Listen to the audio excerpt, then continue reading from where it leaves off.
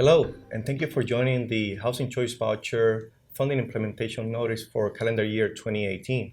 My name is Miguel Fontanez, Director of the Financial Management Division, and I have the pleasure to be in the company of Yasandra Deya, Financial Analyst, and also Andrea Benjamin, Financial Analyst for the FMD. The main purpose of today's broadcast is to describe the 2018 Consolidated Appropriations Act funding provisions to all housing agencies, industry groups, and public housing and Section 8 staff in general.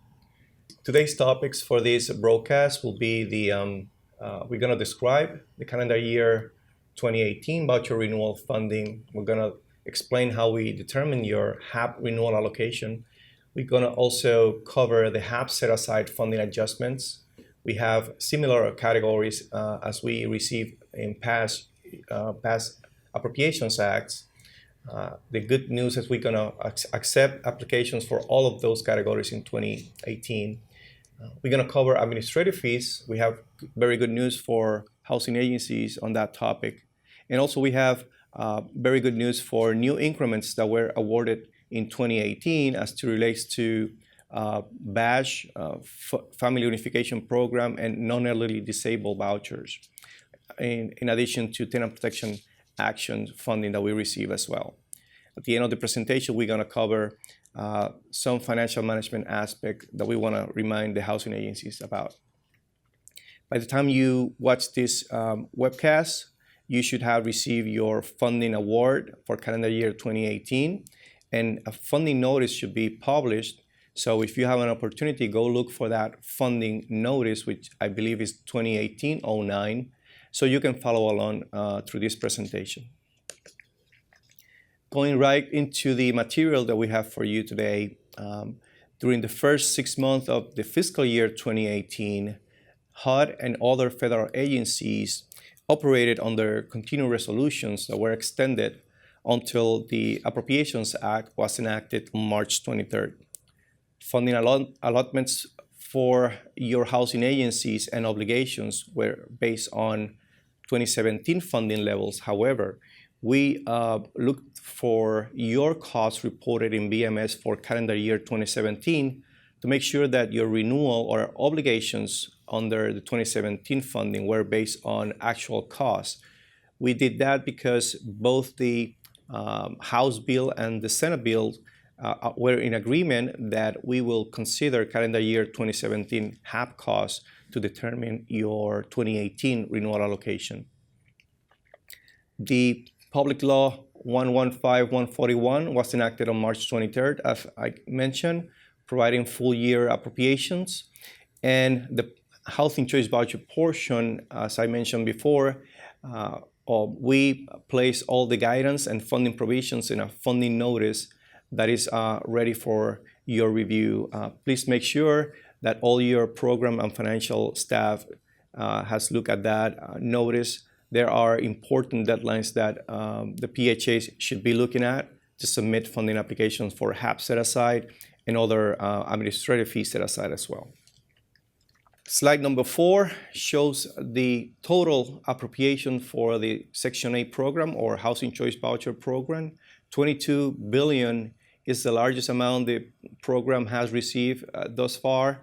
To give you an example, I joined the Housing Choice Voucher program in 2005, and the appropriation for HAP only was $13 billion.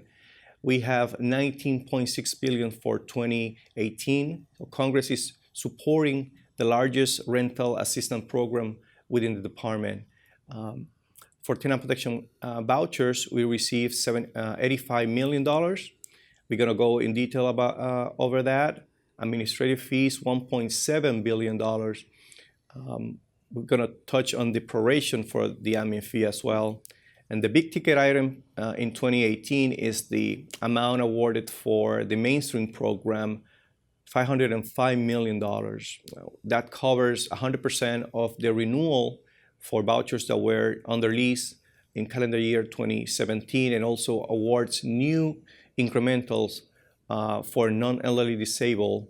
There's going to be some NOFAs that will be published in order to get those vouchers to housing agencies.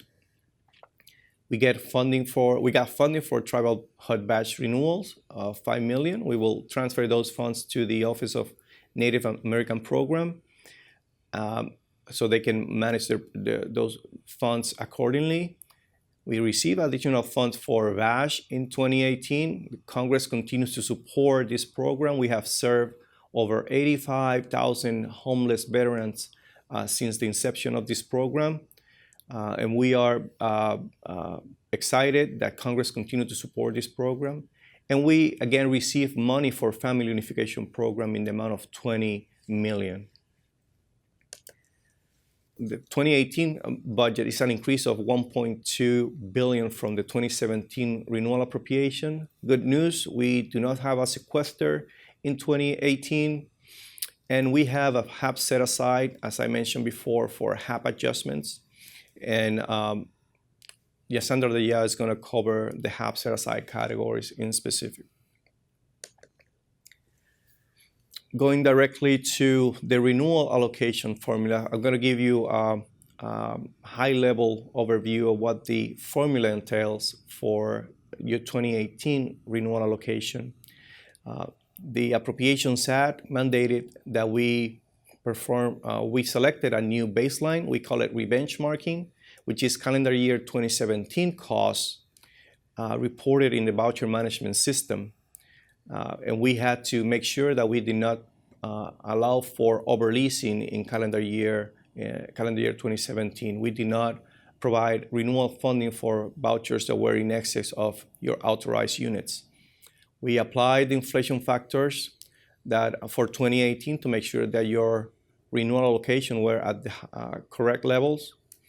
We apply an adjustment for first-time renewals, vouchers like tenant protection vouchers and badge that were awarded in 2017, and some of them cross over to 2018. The first increment crossed through 2018. We make sure that the portion of that 2018 portion is increased for the 2018 inflation factor.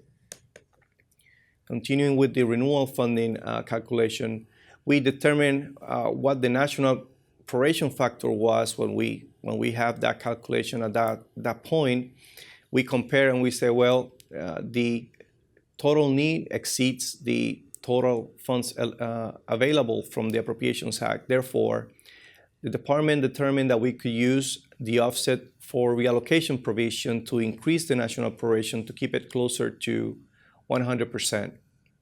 And a portion of that offset will be also used for to supplement the housing, the shortfall prevention category under the HAP set aside. The result of this calculation is your prorated renewal funding. But remember that this is not the new budget authority provided to you in that funding award is not just the funding that you have available. You should have program reserves that HUD is holding for you, and you may have also a restricted net position that you can use to continue serving additional families. Once we determine what the eligibility is, we compare that eligibility with funds that we have already obligated. Remember that we have an appropriation signed on March 23rd. We had already provided funding under the 2017 funding levels all the way through July, January through July. So we compare those obligations with the final eligibility. And if the obligations through July were less than the prorated eligibility after offset, that difference will be obligated to your housing agency during the month of August. Otherwise, if obligations exceeded the prorated eligibility after offset, the excess will be reduced from your August obligation. Let's go a little bit more in detail on the renewal allocation. The rebenchmarking that we call is just selecting a new baseline to determine your renewal allocation. Congress mandated that I needed to look at your actual costs reported in the voucher management system for calendar year 2017.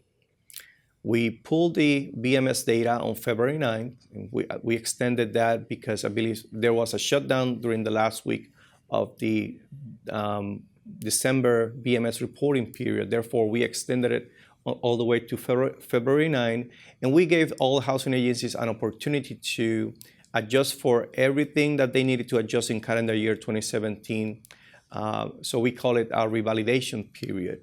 PHAs were able to perform prior period adjustments and also report their December data on time. And the due date was February 9. We make sure that your costs and your leasing did not exceed your unit month available. There's a formula on slide number 9 that tells you how we calculated that or we adjusted for any overleasing. All right, let's talk about PHAs located in presidentially declared major disaster areas. The Bipartisan Budget Act of 2018, Public Law 115-123, established that HUD may make temporary adjustments to PHAs located in these areas, in the most impacted and distressed areas, for two reasons. First, to avoid significant adverse funding impact to these housing agencies. And the second component of that adjustment is to actually create the opportunity and facilitate leasing up to the PHA's authorized units. The first component of that adjustment was already awarded to housing agencies. We had communications with all the housing agencies that were affected by a disaster and within the any presidentially declared major disaster areas. We look further into the guidance from Section 21103, and the only housing agencies that were found eligible were those that HUD identified being in the most impacted and distressed areas. So at this time, if you were within those areas, and the funding notice will tell you which PHAs are within the area, you should have received that funding adjustment, the first component, and we call it the hold harmless adjustment. We basically look at your leasing levels prior to the disaster, and we also look at whether you had decreased leasing post disaster. If you had decreased leasing, we funded you at the leasing levels prior to the disaster. Also, if you have increased per unit cost, we adjusted for that increased per unit cost. The second component will be placed, at least the guidance will be placed in a PIH letter. We will have a consultation with all these PHAs. Again, it's only going to cover or be adjusted for PHAs within the most impacted and distressed areas. So we will have that conversation with you at a later date. You will receive that letter. I guess that letter will be published in the PIH website. All right, let's cover the adjustment for first-time renewals. It only applies to first increments that were effective after January 1st of 2017. An inflation adjustment per the renewal inflation factor was applied for the months that close to the calendar year 2018 to make sure that the cost and the renewal awarded to your housing agency was at the higher cost. After we applied the inflation factor for first-time renewals, we applied the inflation factor to the rest of the costs that we pulled from calendar year 2017. And then we determined the proration. Once we have determined for each housing agency what the renewal need will be, we compare that with the appropriations had eligibility or available funding. We determined that in addition, adding the offset for reallocation, which is a small amount, the national proration will be at 99.745% proration. Like I mentioned, the Appropriations Act authorizes HUD to offset excess funds in order to, one, to keep the proration closer to 100%, and also to supplement the HAP set-aside category or shortfall prevention category to make sure that PHAs do not face a shortfall in calendar year 2018. At least they break even the calendar year. We are exercising that offset authority in calendar year 2018 in order to keep that higher proration, the higher HAP proration for 2018. If there's any funding available from that offset, we will supplement the category, the shortfall prevention category in 2018. Let's go over the offset for reallocation methodology, how we determine that offset from excess reserves. We determine what your calendar year 2017 program reserve were, and you received the cash reconciliation enclosure recently. If you haven't received that enclosure yet, it's because your enclosure was flagged for additional review, and your financial analyst at the FMC should be working with you to complete that enclosure and deliver that to you. We protect some items or some funds from that balance that we determine as of calendar year 2017. And these items are the difference between the PHA's eligibility and the prorated eligibility. So if your eligibility was $1 million and the prorated eligibility was 997,000 because that proration was 99.7, the difference between the two is being protected from your reserves. So you have at least, based on the formula, you will have 100% to manage the vouchers you have under lease in calendar year 2017. We also protected money that you needed to fund 100% of your BASH vouchers. In addition to that, protecting those funds, we protected money, the difference between the higher of the December 2017 UMLs times 12 versus the calendar year UMLs up to the baseline or units under ACC. So the difference between what December times 12 will be versus the calendar year rebenchmarking, whatever, if the December this UML times 12 is higher, we protected that amount also from your reserves to make sure that you will be able to assist all the families you have as of December 2017 through the end of calendar year 2018. We also protected funding from new incrementals you receive from BASH and tenant protection actions. We acknowledge that the effective dates could change. Therefore, we protected half of that award that you receive in calendar year 2017 from your reserves. In addition to that, based on the PHA size, if you were a large PHA with over 500 units, we protected 4% of your 2017 renewal eligibility. If you were a medium PHA between 251 units and 500 units, we protected 6% of your 2017 renewal eligibility. If you were a small PHA, we protected 12% of your 2017 renewal eligibility. That results in your funding that is available for offset. So December 2017 balances minus all the protections. Let's say you have from $1 million you have as of December of 2017, you only have 100,000 that will be subject to offset. Just to give you an easy example. We pulled only 16% of that amount in order to get to the 40 millions we pulled from all the PHAs that had excess funds in order to increase that national operation to closer to 100%. If you were a PHA that faced a shortfall in 2017 and received shortfall funding, you were excluded from the offset for reallocation in calendar year 2018. Let's talk about renewal disbursements. For calendar year 2018, the disbursement we sent to your housing agencies were still based on cash management. We talked about obligations, how much money we obligated based on your renewal allocation, but the actual disbursement going to your housing agency are not based on, it's not 1/12 of your obligation, it's based on your spending trend. So we added to those, we determined your disbursement for January through, at least at this point, May and June. Actually, you should have received June and July announcements for disbursement. We added a 2% margin to the determined need because we know PHAs were spending over 100% of their budget authority that they were receiving in calendar year 2017. So we kept that trend. We know you are spending at a higher level because of the 97% proration in 2017. You were using your program reserves to keep the most of your families on board.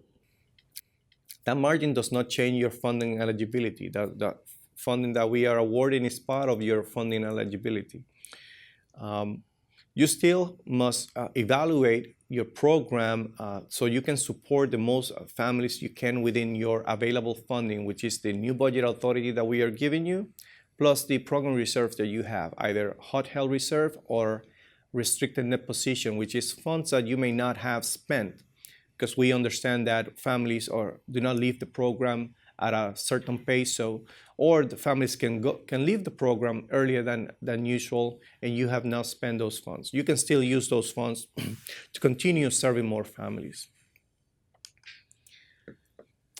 As many of you know, front loads are still available for housing agencies. If you receive an announcement, for example, June and July disbursement, if you need more money because you have families coming on board that will need additional help, please contact your financial analyst at the Financial Management Center. They will schedule another disbursement for you to make sure that you have enough funding to cover all your families. Non-renewal disbursements like tenant protection actions, BASH, we will continue dispersing those on a 1/12 basis. You receive an award of tenant protection action that is an award for 12 months. So we will provide 1/12 of that award each month from the effective date of the action. And I want to remind everybody that we will continue reconciling those disbursement that we do to your housing agency and HAP expenses that you report in the voucher management system.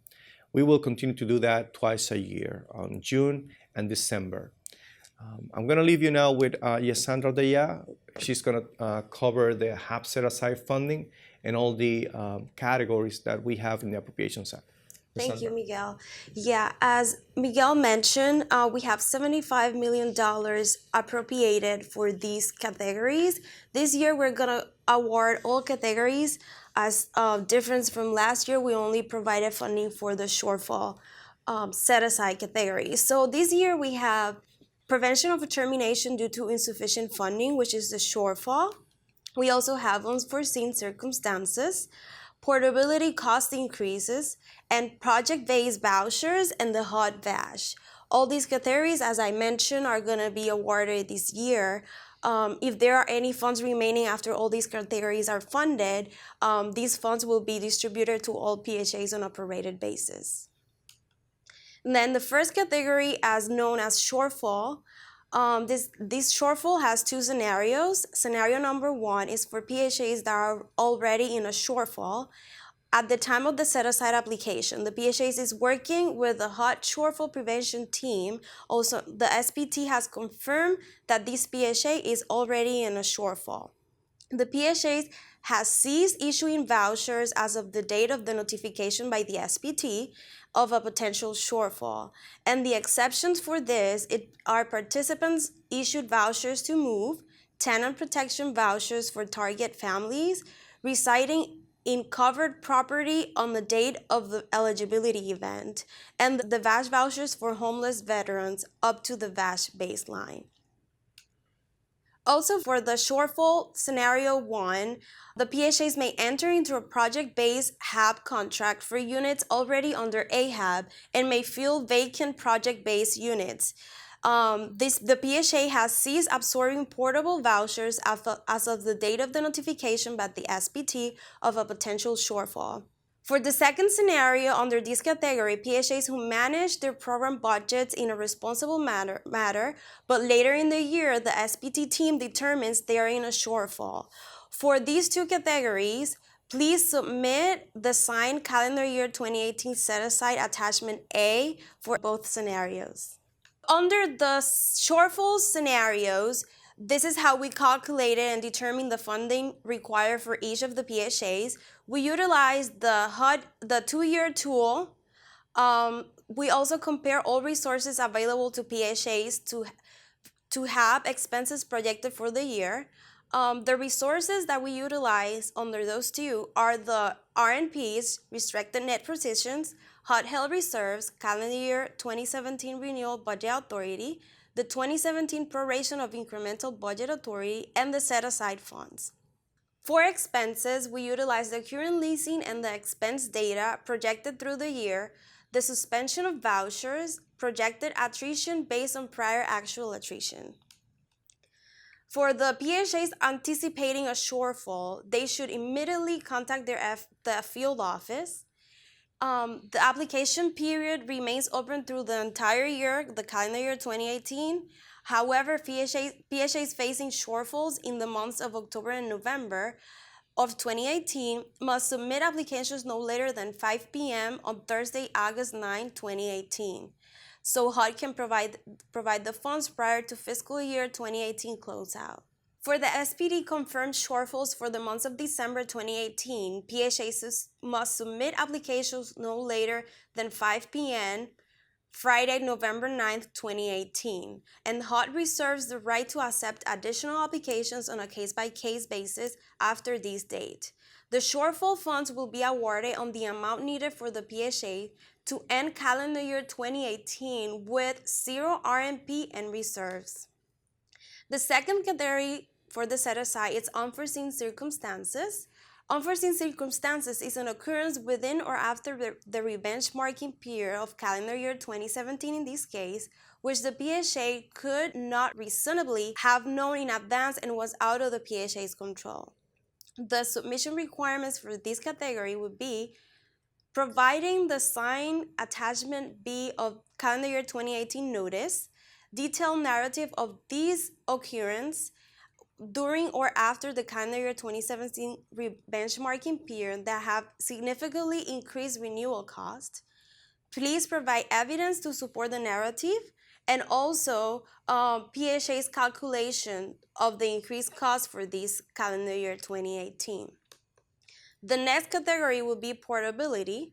In this one, the PHA must have experienced a significant increase in their renewal costs due to portability, and for this calculation, HUD will do the calculation for you. Portability average HAB PUC for rebenchmarking period must exceed program-wide PUC by 10%. Eligibility will be HAB difference multiplied by the unit monthlies for port vouchers paid. The requirements for this submission will be the signed set-aside attachment B for the calendar year 2018. The next category would be project-based vouchers, and for this, the vouchers were not in use during the rebenchmarking period in order to be available to meet a commitment for the project-based voucher assistance. Adjustment will not exceed the number of unleased units months, and only new construction and rehab housing are eligible. The submission requirements for this category will be the specific section of the executed AHAB agreement. Please see the notice for more information. If executed, specify sections of the HAB agreement, and also the signed set-aside attachment B for calendar year 2018 and attachment C and D for each project requested. Last but not least is the HUD VASH. Under this category, the eligibility will be the per unit cost increase, program-wide funded calendar year 2018 HAB PUC is if it's less than current VASH HAB PUC. And also, HUD will calculate this eligibility for you. No documentation required for the calculation. The other part is the leasing increase. The total leasing VASH for calendar year 2018 will exceed the level included in renewal funding plus leasing that will be supported by the RMP and the reserves. Also, HUD will be calculating this eligibility for the PHAs, but they need to submit the calendar year 2018 set-aside attachment B and always signed. To submit these applications, we are providing you with two different methods, and the first one will be the mailing address of our headquarters here in Washington, D.C., and or electronic address, which is 2018 set-aside applications at hud.gov. And please, on the emails, provide the subject line with the PHA number and 2018 set-aside applications. All these applications must be received by 5 p.m. on June 29, 2018. All right, thank you, Yasandra, for that information. Now we're going to have Andrea Benjamin to walk us through the administrative fee portion of the presentation. Andrea? Thanks, Miguel. Hi, I'm Andrea. The fiscal year 2018 admin fee was funded at $1.76 billion. HUD may use up to $30 million of CY18 admin fee funding as set aside. The admin fee funds are advanced monthly and reconciled quarterly. For CY18, earnings are anticipated to equal approximately 76% of eligibility. PHAs must take actions to reduce costs if fees and UNP are insufficient. Notice PIH 2012-15 discusses streamlining to reduce costs. HAP funds may not be used for admin costs. The CY18 admin fee schedule is posted on the HCV website, which is shown on the slide. The rates are retroactive, effective January 1st, 2018. PHA requests for higher admin fees or blended fees must be received by HUD by May 22, 2018. Requests are submitted to the FMC, supported by data stipulated in PIH Notice 2018-05. Blended fee requests are submitted to the FMD. No supporting data will be needed. The application deadline was April 16, 2018. Approvals are only for calendar year 2018. The special fees this year consist of Section 21103 of the Bipartisan Budget Act of 2018. It provides an admin fee adjustment for PHAs that were the most impacted and distressed by a disaster in an area for which the President declared a major disaster during fiscal year 2017 under Title IV of the Robert T. Stafford Disaster Relief and Emergency Assistance Act. For details on how to apply, please see Attachment E of the notice. There are also one-time costs associated with small area fair market rents. A portion of the set-aside may be used for one-time costs associated with the adoption of small area fair market rents. The following categories are the same as in previous years, which are home ownership, multifamily housing conversions, and special portability fees. With the special portability fees, it increased from 5% to 15% of the PHA's column A fee. There are also special fees for audit costs for declaring major HCV programs per the PIH Notice 2015-16 and for HCV voluntary transfers per PIH Notice 2015-22. All special fees are subject to availability of funds. Turning it back to Miguel. Thank you, Andrea, for that information. Let's cover tenant protection vouchers. In 2018, the 2018 appropriation awarded $85 million for tenant protection vouchers. The program office will continue to categorize the vouchers, the tenant protection vouchers, as replacement and relocation. So relocation vouchers are sunset vouchers, or they cannot be reissued once the family returns to the public housing that was demolished, or if the family decided to keep the voucher when the family left the Housing Choice Voucher program. If the vouchers are categorized as replacement, those vouchers can be reissued to families in the waiting list. PHAs are being informed of these categories in their award letters from the Financial Management Center, so be on the lookout for those specific instructions, because the Financial Management Center will contact your housing agency at the end of the calendar year to make sure that those vouchers that sunset, the relocation voucher, are still with those families. If the vouchers were turnover, we will reduce those vouchers from your ACC. They cannot be reissued to other families. For multifamily conversion tenant protection vouchers, these are available to assist participants that were affected by MUD rehab and single room occupancy replacements, and multifamily conversions as terminations, opt-outs, prepayments, and other RAD conversions. We call it RAD Component 2. We will fund all tenant protection actions, including public housing and multifamily, for 12 months. And multifamily conversions are usually categorized as replacement vouchers. In this case, the multifamily ceased to be an affordable unit, and the families are coming to the public housing portfolio. Therefore, there's a lot of affordable units in that area. Therefore, we categorize them as replacements. For public housing tenant protection vouchers, this will be available to PHAs based on certain actions that temporarily or permanently remove units from the public housing inventory, including demolitions and dispositions. HUD will determine the PHA's eligibility for TPVs as part of its approval of the removal actions, and PHA may then apply for the vouchers. The type of TPV vouchers awarded, either replacement or relocation, will be identified in the funding allocation letter. And again, as I mentioned, we will fund all tenant protection vouchers for public housing for 12 months.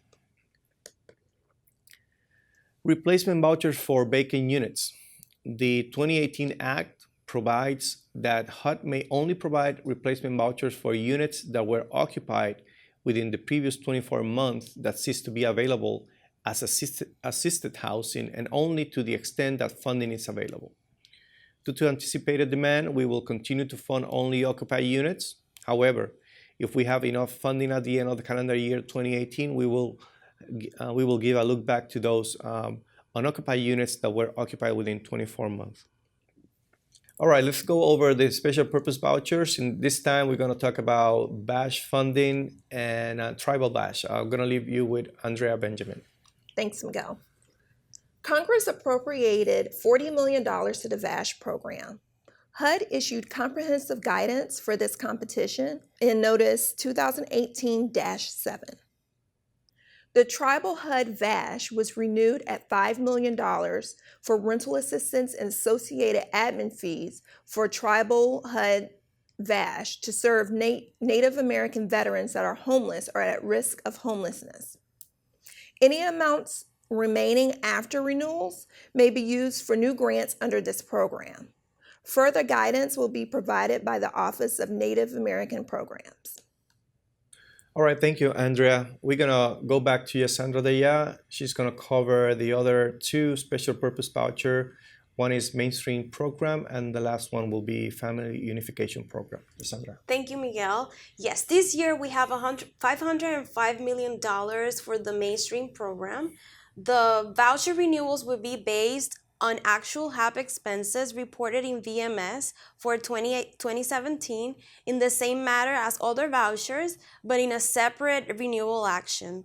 The admin fee will be based on leasing as of first of the month and will be prorated as the same levels as fees for any other vouchers. The 2018 Act also provides that any funds remaining available after funding renewals and admin expenses shall be available for incremental tenant-based assistance. For further comprehensive guidance regarding the mainstream incremental vouchers, these will be provided at a later date. Under the Family Unification Program, the Act provides $20 million for the new increment under this program, and the Notice of Funding Availability, also known as NOFA, will be provided also at a later date. The 2018 Act also provides that any PHA administering voucher assistance appropriated in a prior act under FOP that determined that it no longer has an identified need for such assistance upon turnover shall notify the Secretary, and the Secretary shall recapture such assistance from the agency and reallocate it to any other PHAs in need. HUD provided guidance in April 25, 2018 about implementing this provision. So please, you can look at that in our website. All right, thank you, Sandra, for that information, and Andrea for describing the special purpose vouchers for 2018. Let's talk about financial management. We encourage housing agencies to continue to manage their program on a responsible manner, to enable them to serve the most families they can within their calendar year 2018 allocations and program reserves. Do not incur in overleasing unless you are moving toward agency. If you are facing a shortfall, look for guidance in PIH Notice 2011-28. You can have guidance on cost-saving measures to reduce financial shortfalls. If you would like to use outside sources, always ask the Office of Housing Voucher Program for authorization. The only time you can use outside sources is when you are facing a shortfall, but you still have to ask for authority. So look at PIH Notice 2013-28 to request that authority. PHAs are encouraged to lease as close as possible to their capacity. Know your entire funding, budget authority, and program reserves. Do not incur in a shortfall. If you are facing a shortfall, contact your SPT, as I mentioned before, or your field office. Do not incur in overleasing unless you are moving toward agency. Continue to use your 2-year tool and update it regularly. The field offices and the shortfall prevention team are doing a great job helping or providing technical assistance to public housing agencies to make sure that they live within their means. All right, that's the information we have for you. We hope the presentation was helpful and that you were able to follow us along with the PIH funding notice.